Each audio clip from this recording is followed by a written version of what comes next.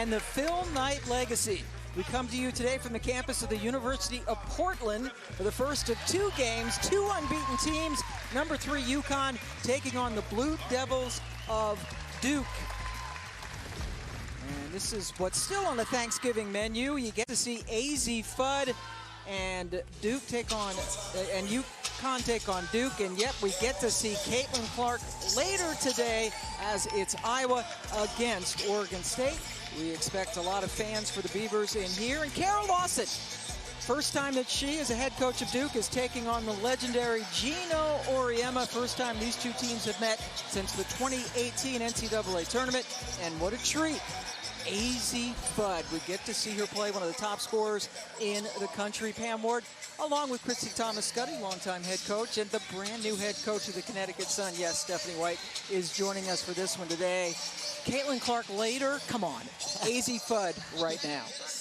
And what hasn't she done? Through adversity, AZ Fudd has risen to the occasion. Last year, almost 60% of her points came from 3. Well, this year, brand new year, she is healthy, and you're seeing that because of her ability not only to create off the bounce, but to go through contact and finish at the rim. A true 3-level scorer this season. A lot is on AZ Fudd's shoulder offensively here today. Well, she's carried it well. I mean, back-to-back 32-point games. You can see her numbers right there. She's been outstanding. And the question has been, in the absence of Paige Beckers, who's going to step up? It was AZ Fudd. But it's not just Paige Beckers. Ice Brady is out. Really was looking forward to seeing her play. And then Dorka Juhas gets injured. The great thing about UConn, everyone steps up. Quintessential UConn. You can see the numbers right here. All 4 players.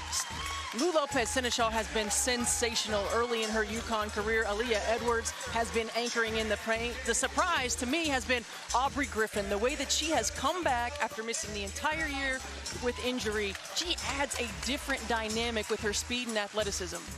Yeah, Seneschal, the transfer from Fairfield. I've already mentioned Kara Lawson. And there you take a look, a lot of balance, a lot of players coming off the bench. This is a team that has 8 new players. 5 of them are transfers to go along with 3 freshmen. And they are unbeaten, but Kara Lawson, we talked to her right before the game, said undoubtedly this is their toughest test. This is a UConn team that is coming off impressive back-to-back wins against 2 ranked teams, Texas and NC State. And here we go, this rivalry again revived for the first time since 2018 when Duke lost to UConn in the NCAA tournament. UConn's won 9 of the last 10 in this matchup. The last time Duke won was in 2006 in the NCAA tournament. And right away, AZ Fudd underneath. And here comes Duke in transition. They're going to want to push the ball a little bit. I mean, offensively, Kara Lawson has said, we want this to be a track meet. They want pace offensively, and they want to try to slow UConn down defensively. And you have to push with poise. You cannot afford to give UConn opportunities in transition. If they turn you over, which is what they've been doing, they get out and run.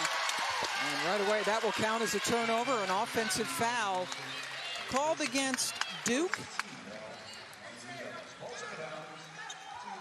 UConn with their lineups, a very skinny bench for them with all of the injuries. Fudd, Mule, Anika Mule at point guard. I think, Christy, that Coach Auriemma likes her. You could just see it in the passion when he talked about Nika Mule. And let's be frank, Gino Auriemma knows how to coach a tough point guard. He's had quite a few of them, hasn't he? She does, though. She brings this toughness to the team. I mean, her energy, her enthusiasm, her passion for the game. She elevates their intensity level. The emotional leader, yes, to say the least. First in the nation in assists, averaging over 10 a game. This is the Duke team. We heard Rebecca talk about it in the studio. They don't take a lot of threes. They missed the first one today. Griffin, who averaged about 6.5 points per game her first 2 years before the back injury. And she is bottled up. Good defense there by Kennedy Brown, a transfer from Oregon State. Welcome back. And this is Duke's MO. I mean, they rely on the transfer portal. 75% of their points on the season are from transfers. But if you're Kara Lawson, you gotta love the defense so far by your team. Yeah, I think the hard part when you're really depending on transfers is every year it takes a little while offensively to get into a flow, to get into a system. Much further along on the defensive end, according to Kara Lawson, as most teams, they're going to need a lot more of that from Cheyenne Day Wilson. And then the stylish finish at the end. Day Wilson has not been shooting well. In fact, was just 2 of 13 from 3 before she hit that one. Numbers down a little bit. Here's AZ Fudd. Does anybody have a prettier shot than her? And quicker release. It's so quick. She gets by you off the bounce, and before you can recover, the shot's out of her hands. That's Klay Thompson-like quickness, right? Getting out of her hand. Kara Lawson said that AZ Fudd is the best shooter in the country. Finally healthy after dealing with a foot injury last year. So much more on her shoulders with Becker's out this year. There's the steal. Fudd. And that's what you can't afford to do if you're Duke. You have to take care of the basketball. UConn is turning people over almost 23 times a ball game. And converting off those miscues. Absolutely. And I'll raise it another. I think shot selection for Duke will be important. A lot of threes that they take, and they don't make them easy runouts for UConn today. 2 in a row now for Day Wilson. Sophomore guard from Toronto, but then Aubrey Griffin beats everybody. Because of an assist from Nika Mule. That was the baseball pass that Gino Auriemma was talking about yesterday, having to teach this new generation of point guards because they're just not on the playground playing like you and I used to do. That's right. That touch, being able to get it over the floor. But look at Aubrey Griffin, the way that she gets down the floor. I mean, it's been a while since UConn has had a wing with her speed and quickness. She's the disruptor. She is. I feel like. And that's Lou Lopez-Senechal. She's from France, but was a player of the year in the MAC last year. Leading scorer at Fairfield all 4 years, and it's been almost like a smoothest transition going to UConn. Well, we all knew she could score. What I've been impressed is her transition to the defensive intensity that UConn requires. Because that was one of the questions, with all due respect to Fairfield, stepping into this elite program. Aaliyah Edwards fouled as she hits the deck. When you've got a high IQ, when you've got size, when you've got some strength, I mean, Lou Lopez-Senechal is able to make up for a lot of that because she's a smart defender, because she plays her angles, because she uses her length. Well, and I'll just say this. UConn's not made for everyone. Right. And it says so much about someone like Lou Lopez-Senechal, who was the star at Fairfield. Every offensive set went through her, that she wanted this challenge, and she has risen in a big way to fill a void that's been created with Paige Becker's injury. And that was one thing Gino Auriemma told us as Edwards goes to the line. He said, I couldn't play for me. I'm a, let's paraphrase here, jerk. So he realizes, as you mentioned, you need someone who, and he said, UConn is a place where you have to accept that you're going to come in and fail, and then he'll make you better. But so many young players now can't take failure. Especially, go ahead. Well, I mean, he's absolutely right. You know, that's a good life lesson, right? Like life skill. You have to learn how to fail. You're going to come in. He's going to put you in impossible situations day in and day out in practice, and he wants to see what you're about. And there's a turnover, stepping on the end line, gets the ball right back to the University of Connecticut. I mean, Duke plays a lot of people. Duke already has 2 turnovers, but the good news for them, both of those have been dead ball turnovers. Steph has said you can't allow UConn to pounce on those miscues, but so far it hasn't hurt them. Elizabeth Balagoon checking in for Duke, number 4 in white, the well-traveled Elizabeth Balagoon, playing at her 3rd ACC school, first woman to ever do that. Georgia Tech, then Louisville, now Duke. UConn's going to have that ISO all day long. You put AZ Fudd on the backside, they've got to hug her at the 3-point line. Edwards is going to get a lot of touches.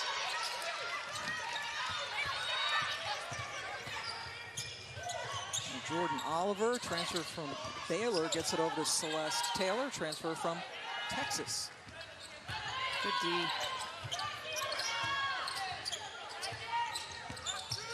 Taylor with a little pull-up, wide right, but the putback, nicely done. Celeste Taylor gets the bucket, her 2nd year now at Duke.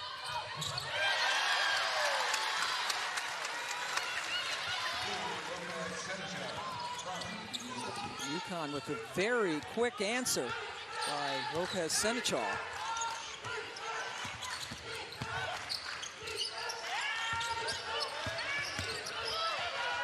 Balagoon, nothing doing. Aaliyah Edwards gets it quickly up to Mule. And you can see in transition, really trying to check AZ Fudd early, but that's the difference right there. The quick pin away, the shot didn't go in, but they're gonna find ways to get her shots, even if it's not right at the three-point line. There's a charge. Aubrey Griffin drew it. Well, we were ready for the AZ Fudd show, and she is not disappointed. Creates space because she can drive to the rim on this jumper, and then it's the defense, the pick, and the transition easy too. Welcome back to Portland, and for UConn, Associate Head Coach Chris Daly's update is a good one for UConn fans. According to Gino Auriemma, she's good. Daly arrived last night in Portland after not traveling with the team and, of course, having the scare last Sunday when she collapsed on the court and was taken off on a stretcher, although conscious and alert, and later released from UConn Health following an assessment. Of course, Chris Daly, such an instrumental part of this UConn success, 37 seasons, 11 championships, and the positive influence she plays with the program, so valuable. Great to see CD in good spirits today. Right when I walked in, I saw her pop her head out into the hallway and say, "Gino, let's go. They're waiting for you." And we had, thanks, Brooke, we had an opportunity to speak to her, and she said she had a virus and just was feeling a little woozy and was waiting for the national anthem. She said, if I could just get back to the bench. And then she passed out and fortunately gained consciousness soon thereafter and is okay. But she was well aware that Paige Beckers moved into her seat on the bench, so she said she was sending some text messages like, hey, don't get comfortable there. Yes, and it is terrific to see her back. There's the block shot underneath by Heidi. Balagoon spots up for three. Hey, they're shooting threes. And that's got to be a good sign if you're Duke. Have not shot the ball from the three-point line very well. They can find some balance and getting out in transition, knocking down some shots. That will slow the UConn break. Well, I think it'll open up driving lanes as well. But this is a Duke team that we've talked about, struggled from three, already has surpassed their average on the season. That one is short. Griffin able to come up with the rebound. Duke shooting only about 21% from distance heading into this game.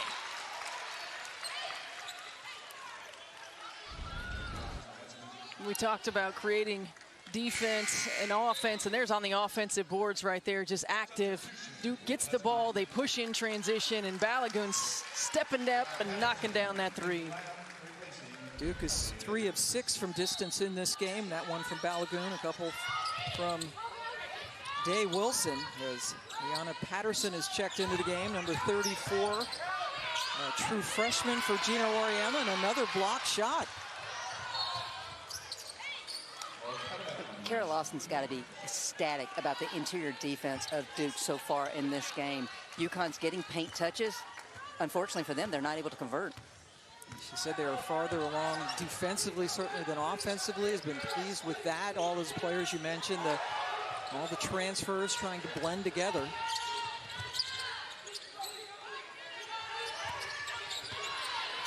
Shot clock into single digits now. Balagoon left open, and she made him pay. And that's great ball movement. I mean, Duke shares the basketball as well as anyone in the country. They average 18 assists. Great ball movement and good player movement. Kept their spacing, able to get a high percentage look. Well, you can tell Duke does not want this to be a one-on-one battle. And you're seeing that on both ends of the floor, how they were covering for one another defensively, and then the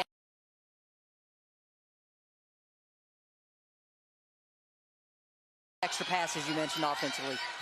Good defense on Fudd by Balagoon. And now Nika Mule goes up and under. Gino Auriemma said he'd like to see her score some more. Yeah, she's just been deferring because she does have great scores around her. I mean, she's a true point guard in my mind. She is looking to set her teammates up first and foremost. And unfortunately, that hurts her at times. Well, hey, this is a good game for future point guards to watch. When Nika Mule is bringing the ball down the floor, her eyes are scanning the entire time. Not just ball side, weak side. She's got her eye on who can I get the ball to. That time she didn't have anyone, and she just goes to the rim. allowing others to get shots, only averaging about 4 points per game. And there's the freshman. Yeah, good defense again by Duke. Bud being face guarded by Taylor, and there's the three dropped in by Lopez Senechal. I love how Lopez Senechal is always shot ready. Every time she catches it, there's not a lot of movement. She knows her feet are set, her hands are ready, and it goes up. She's always been a good shooter, but she realized coming to UConn she needed to get stronger and dedicate herself throughout the summer, and she's even more fit than a year ago. I mean, she ran around a lot last year, but was mainly focused on one end. Now on both ends, she's having to put it up big for UConn. Well, the ball movement, Nika Mule having her eye on her shooter. Look, you see that cut by AZ Fudd gives just enough time for Lopez Senechal to get open and knock down that shot. Graduated from Fairfield, which is also in the state of Connecticut. Born in Mexico, but moved to France when she was a kid. Mule drew a foul as we see her at the free throw line. She is from Croatia. Dorka Juhas from Hungary is still out with the broken left thumb. Broke that against Texas. And will be reevaluated after this game. They're going to kind of take it game by game. There you see that big old bad brace on that left thumb.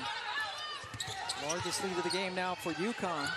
It's the same hand that she injured last year in the NCAA tournament against NC State. This time it was the wrist. Do you think UConn's going to go to denying that high post pass that's so critical in Duke's offensive flow? I think, yes. I think Gino Auriemma is going to talk about that. I think they're going to make it more difficult. Certainly try to get them to catch that beyond the three-point line. Vanessa De Jesus, number 2, the backup point guard, started for Carol Lawson, and she was a true freshman. And that's one reason why Gino loves Nika Mule. And everybody else in the country. I'm sitting here with a fist pump every time she's making a defensive stand. We know what she can do offensively, but when you talk about disrupting an offense, that is Nika Mule. Just quick hands, just disrupting, bothersome. Point guards hate defensive players like that, to be up and in you like that. And multiple levels of effort. And then look at her face, that intensity, that emotion, that drive, that passion. She was the Defensive Player of the Year in the Big East last season. Whistle on the drive to the basket by Reagan Richardson. Played her college ball at Georgia before coming to Durham, and coming up after this game, Iowa, Oregon State. Caitlin Clark, little Monica Sonano. Battle of some bigs in that one. I mean, we'll talk a lot about Caitlin. Battle of some bigs. I just want to know how many logo threes we're going to get. Steph White's in the house. I'm sure we're going to get a couple. And that PK logo is not, we've seen bigger ones. So if she's hitting one from the logo today, that's quite a heave. Well, she's been finding her way to the foul line early in this season, which is definitely a good sign. Concentrating more, posting up more as a guard is Caitlin Clark. We'll see them coming up against the Beavers. A lot of new faces for that team this year. AZ Fudd's been quiet for a while on the offensive end. And another good play on defense, this time by De Jesus. I can't say enough about Duke scrambling. UConn's been able to get a step on their initial defenders, but the team rotations have been so good so far for the Blue Devils. Fudd popped out. Her. You cannot lose AZ Fudd, particularly on an out-of-bounds play. Miscommunication on the defensive end of the floor. Fudd's second bucket of the game gets the lead back up to 9. First quarter comes to a close with players scrambling for the ball. Well, UConn ends that quarter on a 10-1 run. AZ Fudd and company up after the first. Ashley Jones did not have a good game yesterday scoring-wise, but Suarez was really impressive. We will see those two teams Sunday night, 7:30 Eastern time on ESPN2. That's the Phil Knight Invitational. This is the Phil Knight Legacy, so 2 different tournaments, 8 women's teams here in Portland this weekend, 16 men's teams. as you get a good look. And AZ Fudd not scoring, but doing so much still on the offensive end. It's who she is. Everybody in the nation knows who she is, and Duke's defense knows who she is. So when she cuts, she's pulling defenders. So many eyes are on her that it's giving the rest of her teammates open looks. You have to pick your poison, and you certainly don't want to allow AZ Fudd. You know she can score in bunches. She can't get any easy looks. Well, and that's what you have to do as a coach. Yep. Who are you going to allow to try to beat you? Caroline Ducharme, who was counted on a lot last year after the injury to their star Paige Beckers. Pam Ward, Christy Thomas-Scuddy, Stephanie White, and Brooke Weisborough joining you from Portland this afternoon. A couple of unbeaten teams going at it. We have Iowa and Oregon State later. Celeste Taylor rolls off. And there you talked about it, Mule. That time the pass got away from Edwards. I know Gino's not going to be happy with Nika Mule, but I thought that was a really good look. I don't think Edwards had to go initiate the contact. She had a little on her. Just go to the rim and let your point guard find you. Well, I thought she tried to hold that contact as well. Yes. She didn't need to. Jesus looking over at head coach Carol Lawson. First time again that she has met up with Gino Auriemma, but when she was at Tennessee, not so good. That's good. As Kennedy Brown is able to go in and score. Tennessee lost a couple of national championship games to UConn when she was a player. And that was subtle but heady by Nika Mule. She initiated that contact and basically made the official make that call. I think she loves the contact. She reminds me of a tight end in football. I mean, that's the toughness level that I see in her.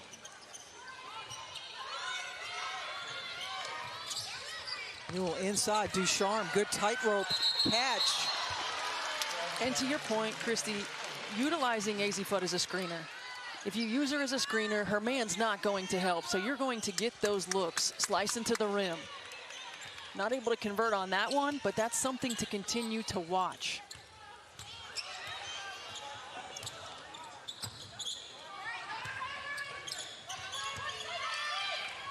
Balogun gets it over to DeJesus. Shot clock into single digits. Taylor goes in and Leah Edwards rejects it.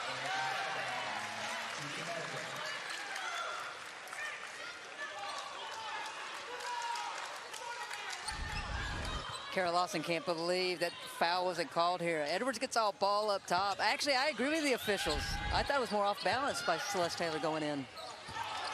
Brenda Pantoja, Tyler Trimble, Katie Buchanan are officials this afternoon. Edwards could not get to the rebound. Here's Balogun. UConn with a good job getting back on transition. Defense. Nice pass. That is nice into Balogun, but it wouldn't go down. Good pace to this game as we anticipated. Seneschal. They just make you pay. You miss a layup, they make you pay. You turn it over, they make you pay. You shoot an out of rhythm, out of flow shot, they make you pay. And Steph, we've talked a lot about UConn is the one team in the country that we feel like has truly been tested to this point this season. And that make you pay mentality, you wonder if Duke's non-conference schedule to this point has them mentally disciplined enough to face a team like UConn right now. 4-0, great. But you haven't faced a UConn yet. Yeah, I think this is a great measuring stick for this team and this program to see, hey, this is where we are, and how do we get to where we want to go come conference play. Certainly, UConn will expose you. And look, at the beginning of the year, we weren't talking about UConn as a Final Four team. We weren't talking about UConn as a national championship team. They have been playing like a potential national championship team. When you take Duke, because we've talked about the transfers, and we know this team's only going to get better and better. The chemistry offensively is going to continue to evolve for this team. UConn right now, number 3 in the nation. And a tough schedule coming up. Gino Auriemma likes to play a tough out-of-conference schedule. Mule did not get it that time. Kennedy Brown comes down with it and then is hounded by Griffin.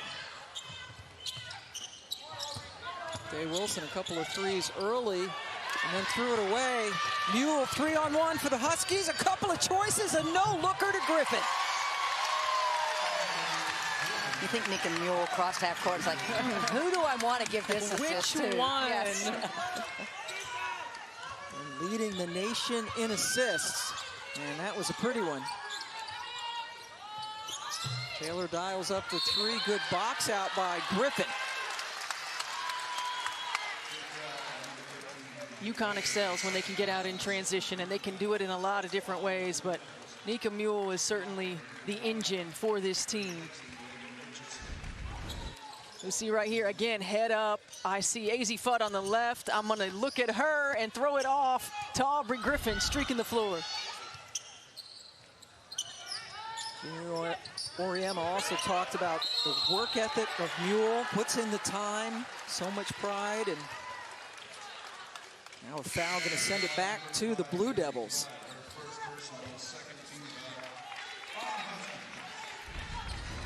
AZ Fudd just trying to get open here and pushes her defender in the screen. Pretty easy call for the official.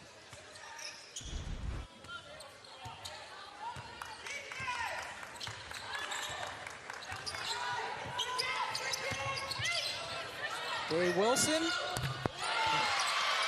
I thought she should have shot the shot on the last possession when she drove in there, too. I mean, if she's got a little bit of daylight, she's got to let it fly.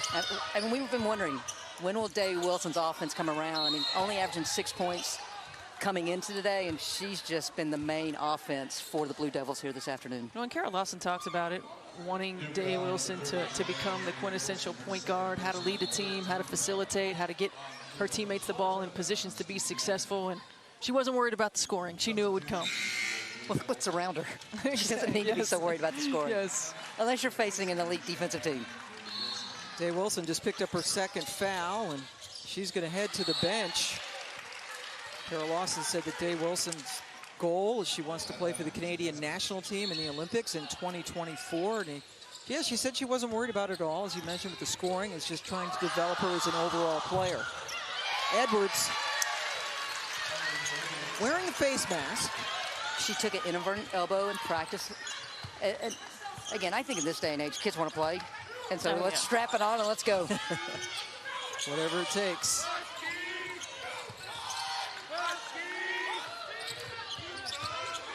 There's Taylor driving it in. Defense by Edwards.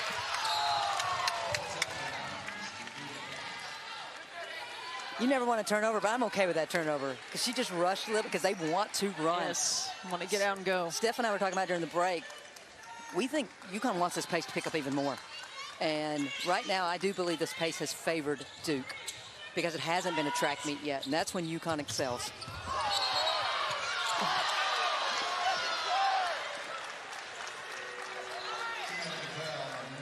I'm going to have to see that one again.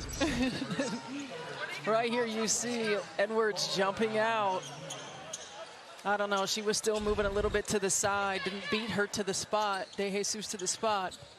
But I like the aggressiveness, and UConn limited on the bench, so certainly have to play a little bit more conservative in the first half to not get in foul trouble, but I like that aggressiveness by Aaliyah Edwards. I gotta say, I think what I saw in that was a post player who laterally could move as fast as a point guard.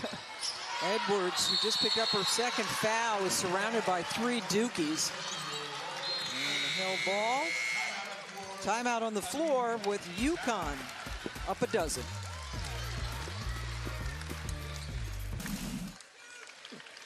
Thank you very much, Kevin and Rebecca. And you see AZ Fudd and Shauna Washington right behind Anissa Morrow, leading scorer in the entire country for DePaul. And this is a player that doesn't get enough love. She does not get enough love. I mean, she quietly just averaged a double-double last season. We haven't seen double-double. I mean, Leah Boston, certainly. You think back to undersized post players, Courtney Paris, right?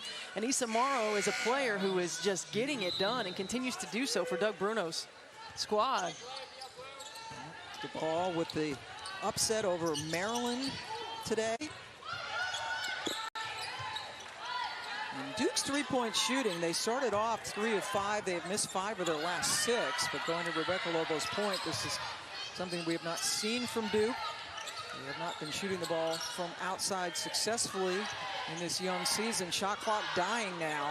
No, I like the change by UConn out of the timeout. Going to the zone. Aaliyah Edwards on the bench with 2 fouls. A little smaller lineup. Now Nika Mule calming things down. Caroline Ducharme out there. Off the bench for UConn. Seneschal. Easy Fudd has been moving non-stop. And this is subtle, but we talked about the depth of Duke versus UConn. How's this going to look in the 4th quarter? Right. I mean, if Duke can keep this close and get to halftime and cut this to single digits, I think UConn, I think Duke fans will be ecstatic. But here's the thing about UConn. They never played a lot of players, right? They always have a short bench. And, now it's out of necessity because of injury, but certainly you look back at the teams that Gino Auriemma has had. They're playing 7, 8 players, heavy minutes. They just know how to win. They're efficient. And if you're Duke, you're absolutely right. You're happy right now with what you've been able to do, where you are, knocking down shots like that. Balagoon has given Duke a really nice punch off the bench. Coach Auriemma did say that he feels like it's always something with this team, especially the last couple of years with all of the injuries. And losing Paige Beckers, she had another injury last year, out for the entire season this year because of the torn ACL. She is here in Portland, does travel with the team. Well, I asked Gino yesterday, how have the injuries, we know how it affects minutes and whatnot, but how's it affecting? He said, we've had to be less aggressive from a defensive perspective. And that's scary to me because of how good they have been right. defensively to this point. Well, I think you get in these situations where you've got a player like Aaliyah Edwards with 2 fouls right now. What does Duke do? They go right to the middle of the paint. They get a pull-up jumper. Balagoon then gets to the rim, so you miss your rim protector. And that's why you can't be quite as aggressive early in the ballgame because you can't afford to get in foul trouble. Griffin comes up with the offensive rebound. Seneschal called for steps. I'd like to see Aubrey Griffin face up and take Kennedy Brown off the bounce. Right now doing a lot of back to the basket post moves. She's getting stuck down there with the basketball, but being able to face up from the high post, the elbow, and attack off the bounce. Well, especially with this lineup, because now she should be able to space the floor. Yes. And get to the rim. Ashlyn Jackson, there she is, number 3 for Duke, checking in, a true freshman from the state of Texas.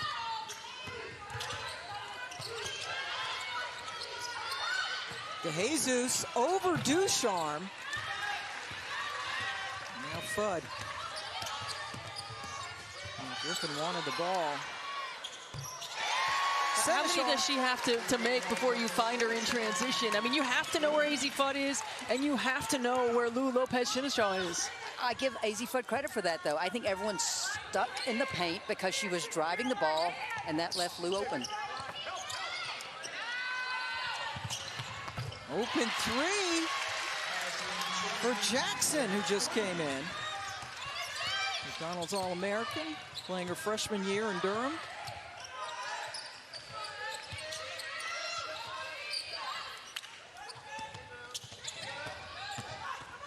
Mule takes it right to the basket and draws a foul.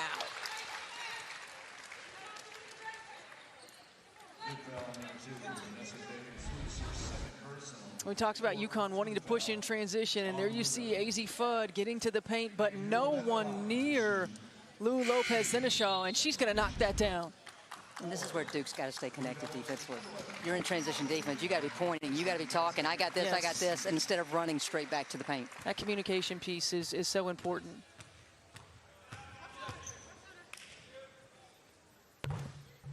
DeJesus on the bench now after picking up her second for Duke. Jordan Oliver, the starter, comes right back in.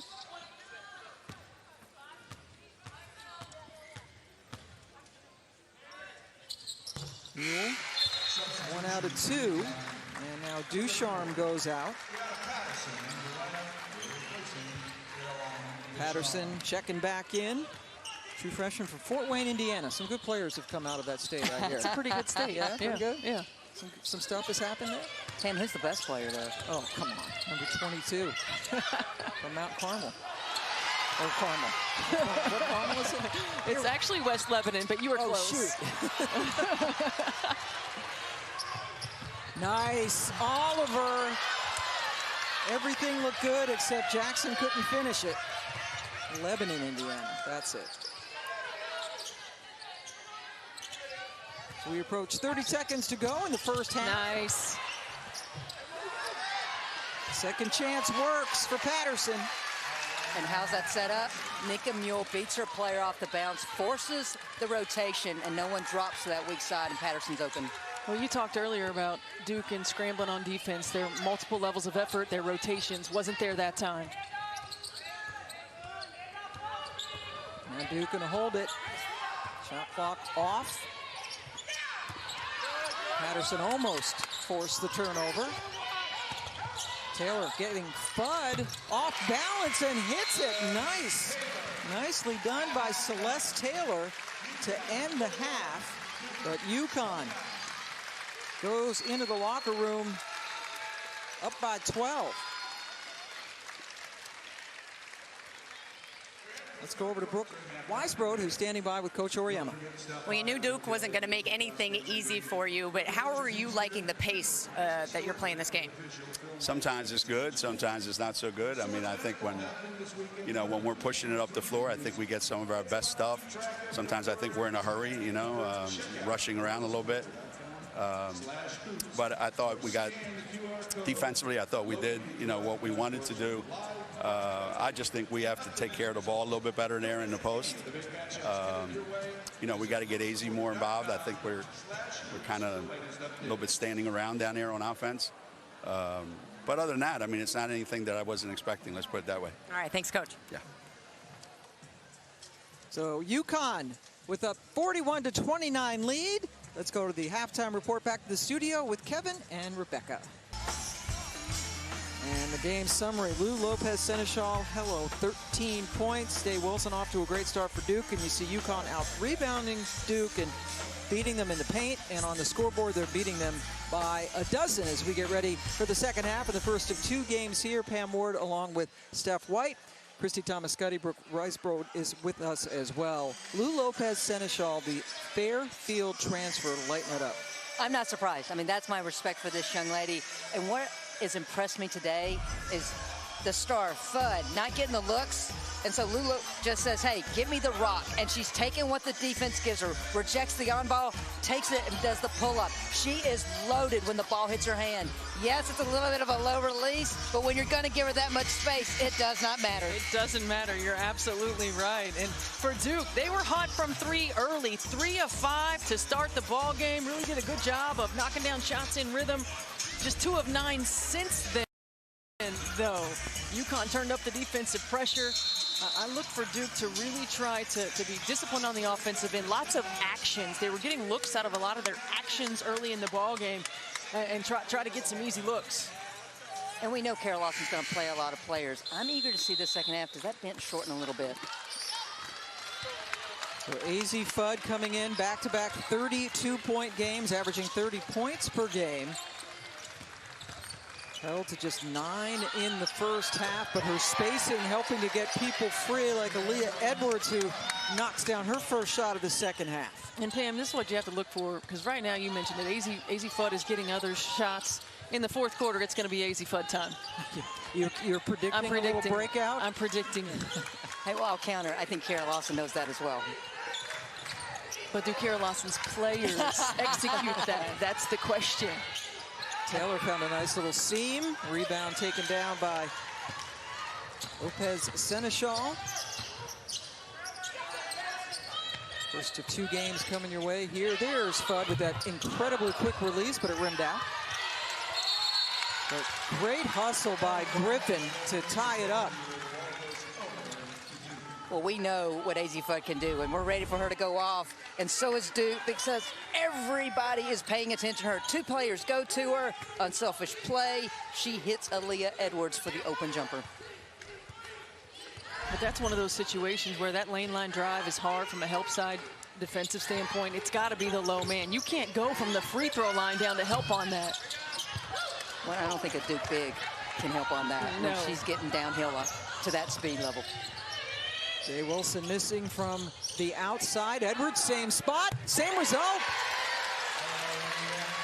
Boy, Leah Edwards working on extending her range. That's one of the things Gina Auriemma says she will continue to improve, and she's hit a couple of them here early in the third. And just the confidence that she's stepping up and shooting that with. Last year, she would have hesitated. She would have not shot that ball. Now she's catching it in rhythm and knocking it down. Well, I'll challenge you, that's a benefit when you have such a short bench. You don't worry about a mistake or a miss, because right. Who's going to come get you? Well, and also another year. I mean, certainly another year of experience and understanding the growth of her game and where she needs to continue to get better. She's been playing on some Canadian national teams. She and Jay Wilson played together as well in their pre-college days. It's been a pretty good team. Seneschal, oh.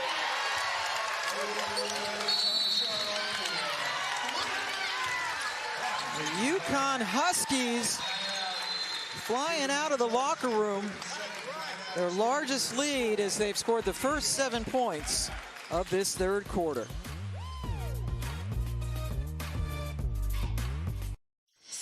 Well, we talked about the AZ Fudd effect scoring the basketball, but this is her effect in just drawing defensive presence and making her teammates better.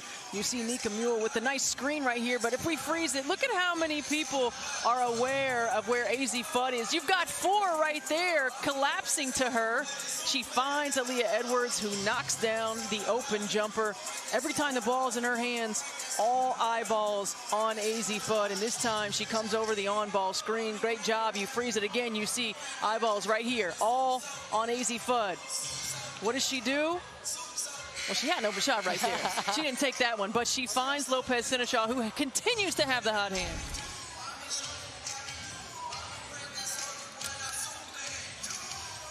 Well, Lopez Seneschal and AZ Fudd doing most of the scoring. You see 4 or 5 from 3 for Lou Lopez Seneschal.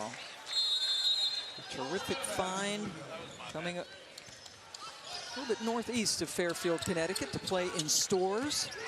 48-29. Duke looking for its first points of this half. They come in unbeaten, but UConn is their first ranked opponent of the season. Steph, I'd like to say Dave Wilson, get a pull here. Well, she delivered for you. I asked and I received. You received.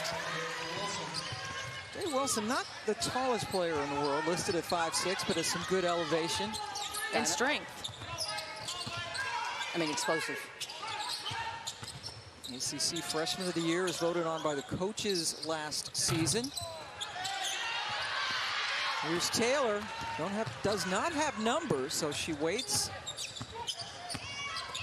Jay Wilson right into Aaliyah Edwards and draws the foul. That's that next level decision making that Kara Lawson's talking about right there, over penetrating into Aaliyah Edwards, draws the foul, so certainly gets an opportunity at the foul line. But that's one of those that, you know, as you continue to develop, maybe you keep that dribble alive, you play around the baseline, you back it out, work the ball around to the other side. I thought a hesitation there because she got Edwards off her feet, and then she could have gotten to the rim most likely. Were you responding, me shaking my head when she did Yes, that? yes.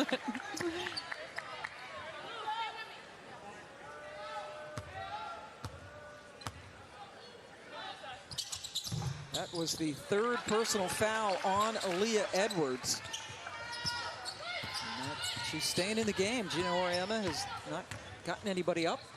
But we've seen that throughout the first 3 games. I mean, she's gotten in foul trouble, or Aubrey Griffin has, and he trusts them. And he kind of has to. And he tests them. Like, how disciplined can you be when your back is against the wall? Lopez Seneschal delivering again for the Huskies.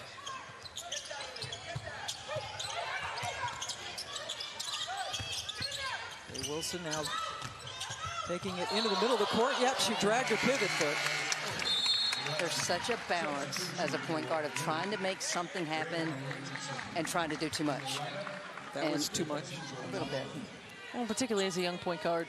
You know, last year had the ball in her hands, had to create a lot. I think they're going to need her to create, but then you're right, that balance of when to create for yourself, how to create for others. How do you drive it to draw as opposed to just driving it to get to the paint, to get to the rim? Edwards driving it and got fouled.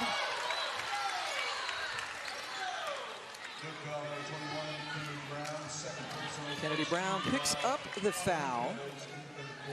Transfer from Oregon State. We will be seeing Oregon State in our next game here. Very much looking forward to seeing that as they take on the University of Iowa. Iowa was the only team in this field coming into this weekend that had lost a game. They fell at Kansas State after having to go to overtime to beat Drake. I gotta tell you, that was one of the most entertaining games that I have watched in a long time. It was like a heavyweight fight, just blow to blow, and credit K-State. I thought Iowa had numerous occasions to put them away, and K-State always battled back. Iowa led for, what, 37 minutes of that ball game, and yes, K-State just had an answer every time. You hung in, certainly playing at home, then feeding off of that crowd. That game will be over on ESPNU about a half hour after this one ends. Trying to go for the home run, and ball goes out of bounds. And that's, you see Gino Auriemma looking at Nika Mule right there. you got to be long, right? And that's that. You have to be able to deliver it on the money or be long and send that thing out of bounds. Don't be short. Well, consistently, if Aubrey Griffin doesn't get the rebound, she is first person down. But Nika Mule is the only one that really is willing to make that pass. Yes. And you see the face up again by Aaliyah Edwards. And I love Aaliyah Edwards. I think that she has played her role. She's expanding her role now with opportunity. She's grown her game. She's continued to work, and she's relentless. Continuing to play with the 3 personal fouls. Oh, Edwards coming off an impressive double-double in the win over NC State, their last game, when UConn pulled away from the pack. I think we make a lot of the great 5 stars that signed to go to UConn, but it's the development under Gino Auriemma that is very impressive, whether it's Nika Mule at the point position from last year to now, Ayanna Edwards. I mean, it's remarkable how much better these young players get. Not just the stars, but sometimes even the role players. Jay Wilson off the turnover, and then UConn gets hands in the passing lane. Lopez Seneschal ran right into Jackson, made a good play initially. Duke right now in a big hole down by 22, even though she's in the Bahamas right now. We have a couple of Hall of Famers over there on the bench for the University of Connecticut, both Gino Auriemma and his assistant Chris Daly already in there, so we look forward to that announcement tomorrow. The finals will be in the Moda Center, which is where the Blazers play a little NBA basketball. Beautiful building. That actually will be on Sunday with the championships. There's an off day tomorrow. Good defense by Duke, who have only scored 3 points in this quarter, but that was a nice little flurry. It was good defense right there. I felt like AZ Fudd passed up a shot. Oh, absolutely. But you got to credit Duke coming out of that timeout. You got to believe Carol Lawson said, hey, we've been hanging our hat on defense. It's time to pick it up a little bit.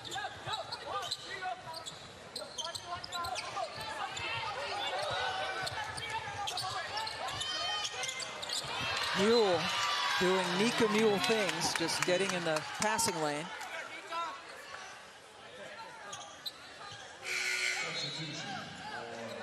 No one in Division I is averaging more assists per game, and she's well on her way to surpassing her season average. You know, and some people might say, well, it's because you got AZ Fudd. It's because you got Lou Lopez Seneschal. No, this is a true point guard that knows when and where to get the ball to her scores. And she spreads the love. I mean, certainly AZ Fudd is a high-volume scorer and has been, but multiple players have been stepping up. And speaking of stepping up, Duke needed that from Ashlyn Jackson. Last year's leader in assists will be in our second game today. Caitlin Clark led the country both in scoring and assists last year. That's another good look. But it was the touch that Nika Mule put on that pass, because Patterson was a little slow on the roll.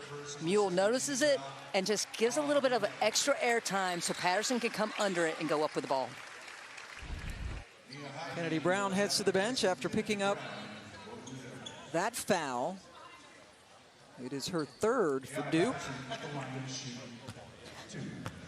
Gino Auriemma told us yesterday about Patterson. He said by January, she's going to be beating her own teammates to get a rebound. Loves her. Just plows through. This is a true freshman. She was the Big East preseason freshman of the year this season. When you can see a lot of natural ability, certainly the athleticism, the bounce, and then you think about what you just mentioned, Christy, in terms of the development of players here at UConn, and he can already see her path. And I got to say, I'm excited a year in the weight room. Yeah, because already she doesn't even really look like a freshman, right? And she's as buff as you, Pam Ward. She is just another in a long line of great players, but not just getting the, because there's a lot of schools. If you go back and look at how many McDonald's All-Americans or five-star recruits, and some of them just kind of fizzle out. The fizzle rate at UConn is very low, and they usually get better. Yeah, you don't fizzle, you leave if you're not going to be able to hack it, right? Yeah, right, exactly. If you're a fizzler, you're gone. Yeah. But I also think iron sharpens iron, and I think the teammates as much are going to push you to be better as much as we talk about the coaching staff. Absolutely, 100%, the expectation. And I think there's some alumni pressure there as well to perform. Yeah, there's that high level that is the pride that goes down. Sue Bird just retiring this past summer after an amazing career. Diana Taurasi going to come back for another year. I know, I love it. Yes. Do you though? I do. I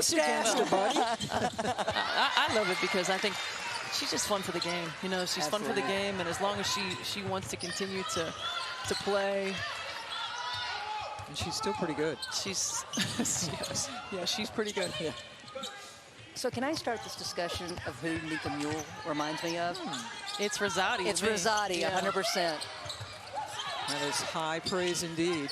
One of your new bosses there, Steph. That's right, yes. Oh my, easy putt. But it's that relentless mentality, that toughness.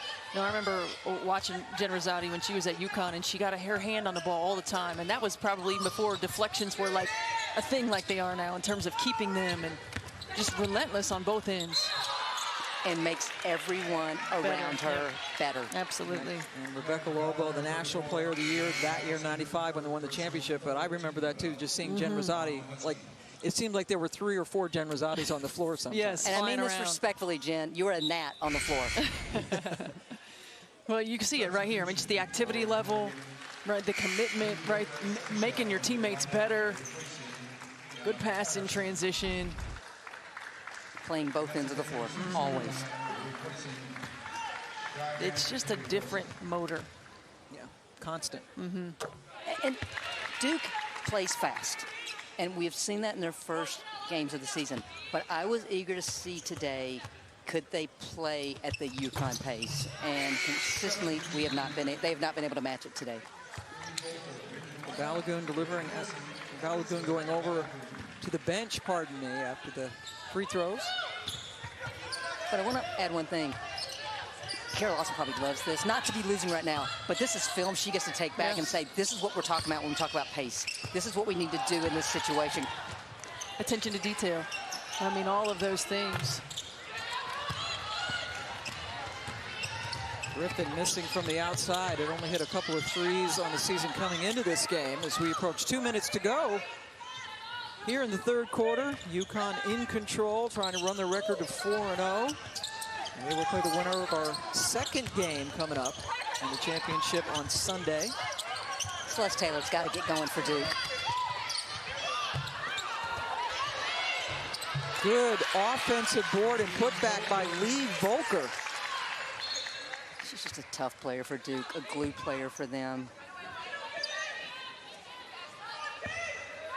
Sophomore in the starting lineup this season after averaging only about 2.5 points per game last year.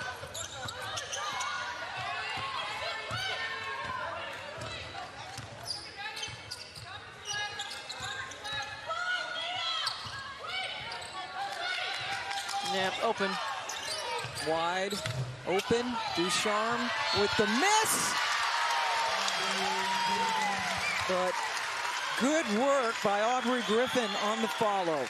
I love it that they're putting Caroline Ducharme and AZ Fudd in that quick pin down, because every time Fudd curls, she's drawing 2 defenders, and Ducharme hasn't quite found her rhythm yet this season in terms of shooting the basketball, been hindered by that stiff neck. But that is terrific execution. And then there is Aubrey Griffin doing Aubrey Griffin things, crashing the offensive glass, getting that put back. But it's not crashing. She was almost at the three-point line when that shot went up. That's pursuit for a rebound. That's flying. Yeah. Second chance for Duke on this trip down the floor. Inside a minute now in the third. DeJesus all the way under. Jackson, contact, no foul, but the finish by Heidi.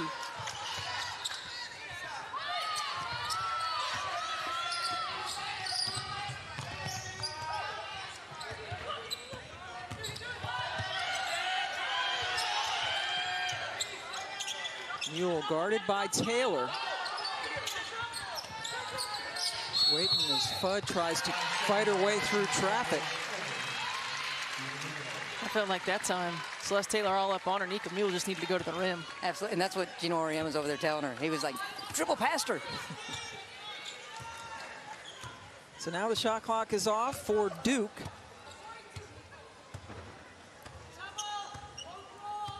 Duke has scored only 12 points in this quarter.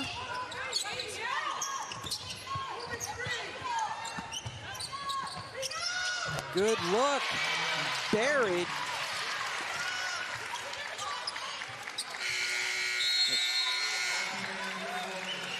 Connecticut up 60-43 after 3 quarters of play. They're going to play the winner of our next game between Oregon State and Iowa, and the Hawkeyes are in the house. This is the place to be for both men's and women's basketball. Thank you, Brooke. There's AZ Fudd and yes, Caitlin Clark and Iowa going to play in the next game. That was Brooke Weisbrod, Pam Ward, Christy Thomas-Cuddy, and Steph White joining you. And isn't the Purdue men's team here too? The Purdue men are here, and she was talking about big guys and didn't mention Zach Edey. So I'm that's just why you're here. Yeah, that's why I'm here. The only reason, Steph. Right now, it looks like UConn will be playing in the Moda Center on Sunday in one of the finals. There are 2 sides of this women's tournament. This is the Phil Knight Legacy. Ducharme. And Caroline Ducharme, you mentioned her stiff neck. She didn't play basketball at all summer because of trying to get over some injuries. So she's still working her way back in. This is Duke's biggest run of the day. They've scored the last 6 points. There's UConn basketball. Who else, though? Lou Lopez Chinowal. And the key there is that she didn't hesitate. They made eye contact, and it was just immediate backdoor cut, and she had the spacing to deliver the pass for the easy 2. She's knocked down jumper after jumper after jumper. So you've got to get out there. You don't want to let her get the ball, and it just opens up, because who was on the backside? AZ Fudd. Yep.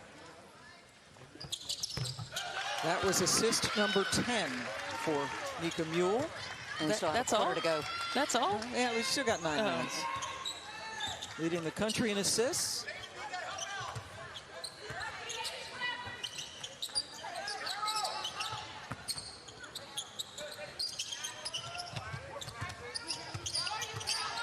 Jay Wilson driving on Mule. Good job to cut her off.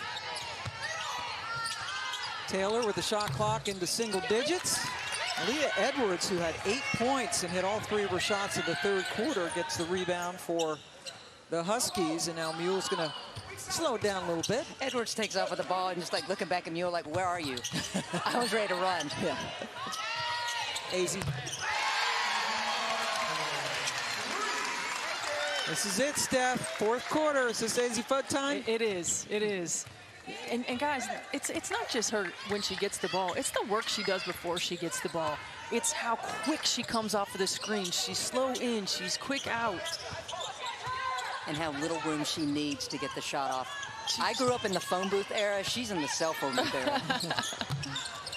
And she's just efficient. She's efficient with every movement. Jay Wilson getting it into Balagoon. Edwards has done a good job playing with 3 fouls, and she has stayed on that number. Now underneath, trying to get some space. That's a travel. Well, we're going to watch Azzi Fudd and see how she comes off of these quick pin downs and gets her space. So here she is in the corner right now. And let's just watch as they execute offense. You see the stagger screen coming. She sets you up by kind of lulling you to sleep and just explodes off of those screens. And if you're Elizabeth Balagoon, you're that last screener.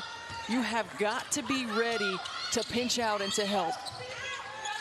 It takes such great discipline to defend Azzi Fudd. And what you're seeing is with a change of pace, as Steph has mentioned, Duke's been exploited.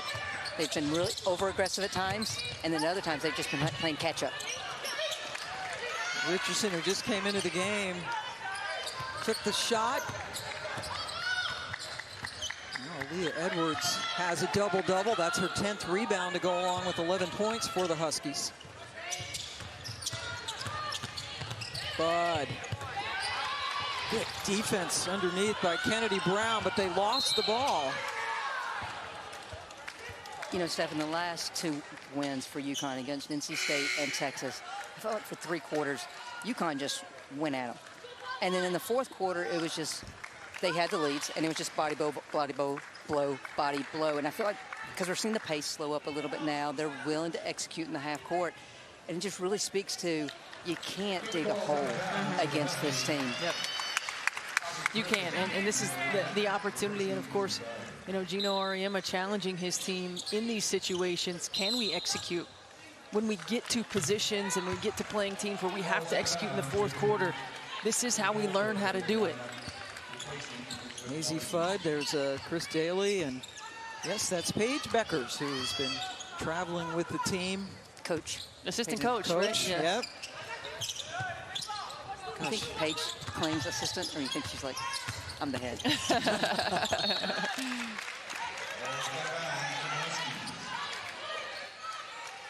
She and Azzi Fudd, very good friends, and some footage from November 9th in practice. I mean, that's all arm, that's no leg, and look at that. And that's on one leg, too. Yes. Right? Edwards. She is going to be more beastly as the years go by. That was a woman among girls for that rebound. She just went up and would not be denied. Well, and I like that execution right there by UConn. I like getting the ball to Aubrey Griffin on the elbow, allowing her to drive because it forces a rotation. It opens up the offensive rebound. Leah Edwards already has played in 1 Olympic Games, didn't get a lot of playing time, was in Tokyo last year. Canada with a head coaching change. So a lot of good young talent. And she certainly is among those. Day Wilson, another kid from Toronto with the miss. A lot of one-on-one ball now for Duke, and they're playing, I mean, they're settling for jump shots. And post players have been open for direct passes, and the perimeters haven't even looked to get them the ball. It makes it a lot easier to play defense against them. Ball knocked out by Brown, picked up by Day Wilson. Taking it right to the basket, Mule. Looking up court, Edwards, unselfish to Ducharme. Sometimes poor shot selection is just as bad as a turnover for a score, and Connecticut making Duke pay. A missed layup on one end will lead to a layup on the other, and I love the point guard play. She's scanning throughout the extra pass for UConn. Well, UConn has 4 starters that average double figures, but it's because of Nika Mule. She just eyes up, scanning at all times, gets to the rim, doesn't score a lot, is very selective, but you can see every time she has the ball, she is looking, where are my shooters? Who can I get it to? And of course, tenacious on the defensive end as well. Absolutely, and it feeds to everyone. 17 buckets on 17 assists on 27 field goals. It's been obviously Nika Mule, but her teammates feed off of her and learn from her as well. No, I mean, this is just incredible. 25 assists and 4 turnovers in the last 2 games. And you can have all the scorers in the world, but if you don't have somebody that can get them the ball in a position to be successful on time, where they can just go straight up to your shot, and Nika Mule is that for this Connecticut team. Think of the timeline of great point guards that have come through UConn. I mean, and this was what was so impressive to me from Gino the other day. He was listing years with the point guards that he's coached, and I was like, whoa, I don't know what year we're in right now. Right, exactly. And by the way, the 15 assists that she had in their last game against NC State is a UConn record for most assists in a game, previously held by Paige Beckers. Not Sue Bird or Jen Rosati or any of the other great ones. Now, Pam, you're just poking some bears now. Yep. Edwards, come on. You know that was called at the timeout. No question. No question. You've got the mismatch. You face up and you attack. UConn on a 12-0 run. Their longest of the game. Edwards playing some defense. Go coast to coast. She missed the layup, but at least drew the foul. I love the That was disappointing. And at Beckers, I'm looking at Beckers on the bench. Edwards. She has her hand up like, come on. No, I mean, Edwards baited it. Yep, she sure did. Come on, you gotta. Well, you were calling for that earlier in the game, just denying that high post pass. She does such a good job of using the outside hand, deflecting the ball, and then going to get it. But I just love that she didn't use her body to deny it. She waited, and she was patient about it to get the steal. Beckers and Fudd over on the bench. Easy, just 14 points today. I would love to have those two mic'd up right now just to hear what they're talking about. And Aaliyah Edwards gets a well-deserved ovation from the fans. She's had a really good game. You know, I think when Dorothy Uhas went out with the injury, a lot of people were like, uh-oh, like that's the tipping point for this team. And credit this ball club. It's not been one person trying to fill that void. It's been a little bit here. A couple of people getting a little bit more rebounds, better defense, and obviously solid guard play.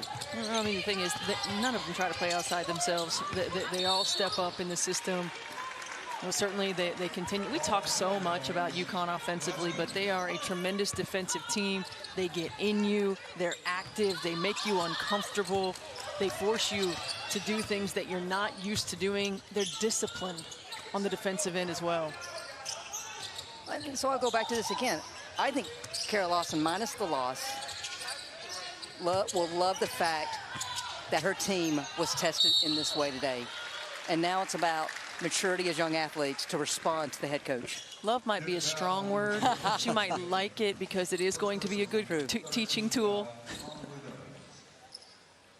But again, you're putting a lot of pieces together. Absolutely. You know, you're a Duke team that has a lot of new players, 8 new players, 5 transfers, 3 freshmen, a really good freshman class. And you've got to find that balance, find that rhythm. Offensively, when they were moving, when they were cutting, when multiple players were touching the ball, they looked a lot better than going one-on-one and everyone trying to do it themselves. It's game maturity, It is what I call it, because as they dug a hole, you saw the pace drop off significantly. And I'm also clapping for that young lady. Heading over with her 10 assists on the afternoon. And by the way, Lou Lopez Seneschal, excuse me, a new career high in scoring after she had 20 points against NC State, her then career high in the last game, all of them coming in the second half. Yeah. Duke has been stuck on 45 points for a while now. Let's go over to 2 other venues here in Portland. North Carolina, #1 team on the men's side, is losing to Iowa State.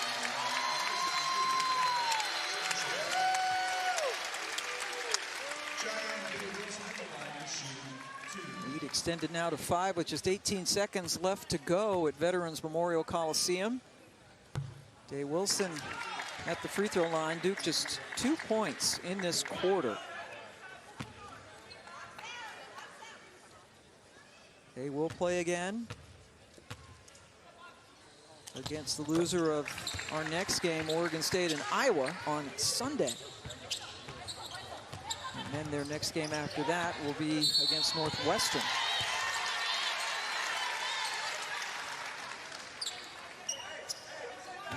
Ines Betancourt, number 21 in blue, her first appearance. She is a true freshman from Portugal.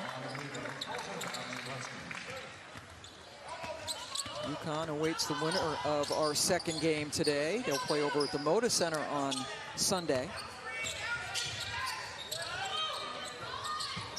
That is a foul. Balagoon grabbed Patterson. Well, we talked about everyone else that's stepping up for UConn, and you look at the numbers right there. Lou Lopez-Seneschal, that career-high 23 points. Look at how efficient. Aubrey Griffin, Nika Mule, Aaliyah Edwards, another double-double. I mean, this is just a team that no matter the adversity, the blows, and just when you think that they could possibly be down and out, everyone rises to the occasion, and they do it collectively and efficiently. And then you see players like Patterson who are now getting minutes, who are getting experience. Caroline Ducharme trying to get back into a game rhythm, back into a game flow. This is how you build depth throughout the season so that come NCAA tournament time, you're not playing just 7 players. Well, I think we saw that South Carolina-Stanford the other day. I mean, and some of it was by necessity that Dawn Staley decided to go to her bench, but I see it all the time with South Carolina blowing out teams, and then come March, you're seeing some of these role players step up in a big way come tournament time. Absolutely. And for Duke, I'm eager to see who's going to step up from a leadership perspective. I've watched after turnovers or fouls or missed shots, they're not gathering, and that's a concern for me. Like, you got to scrap a scoreboard at some point and be like, hey, this is who we're going to be. And that's the player I'm looking for to step up right now for the Blue Devils. Well, you can just see right there in that possession how out of sync Celeste Taylor is. I mean, that's a turn and shoot at that free throw line jumper. Chancy pass. Griffin was able to gather.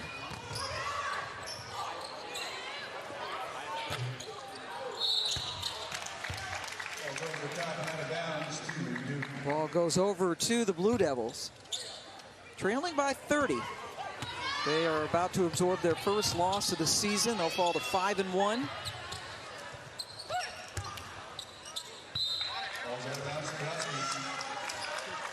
You know, stuff I always say, especially like come January, February, teams will play their record.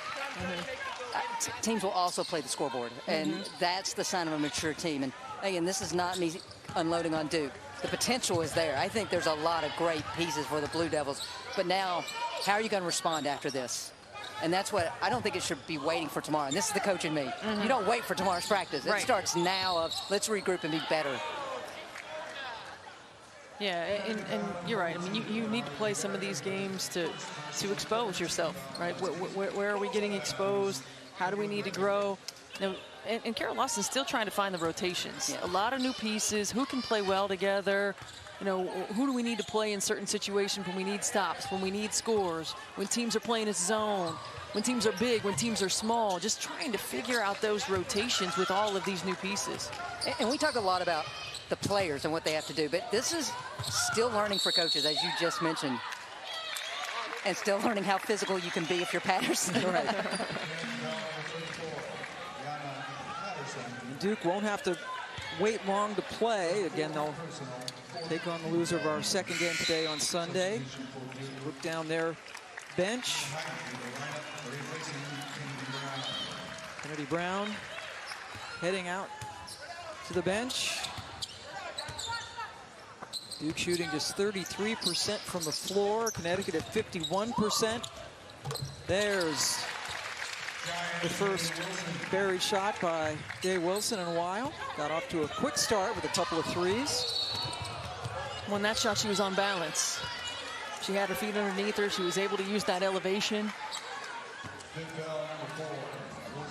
Balagoon called for the foul for Duke. Sending Amari DeBerry to the line. Sophomore from Williamsville, New York.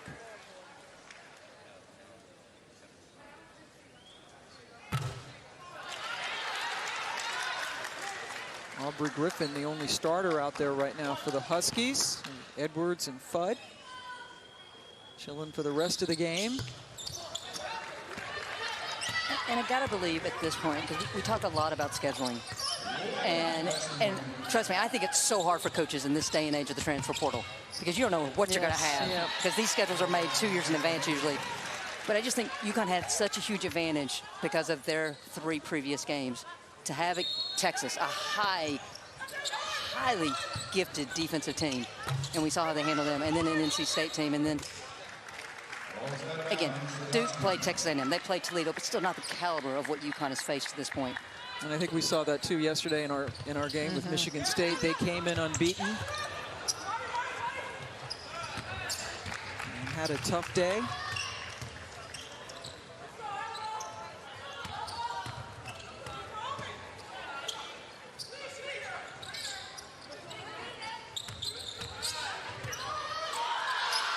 The whole bench wanted her to shoot it.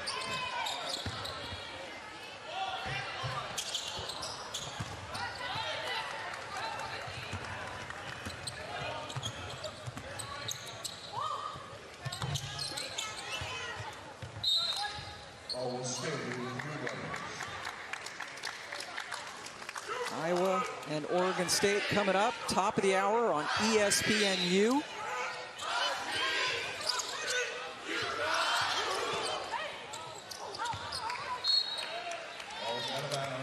Ball stays with Duke.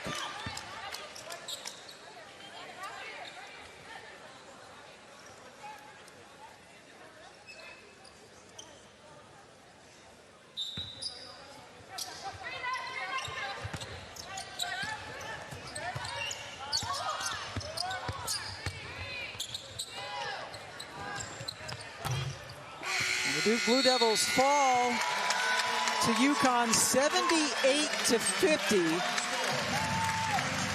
Double-double for Aaliyah Edwards, another double-digit assist game for Nika Mule. And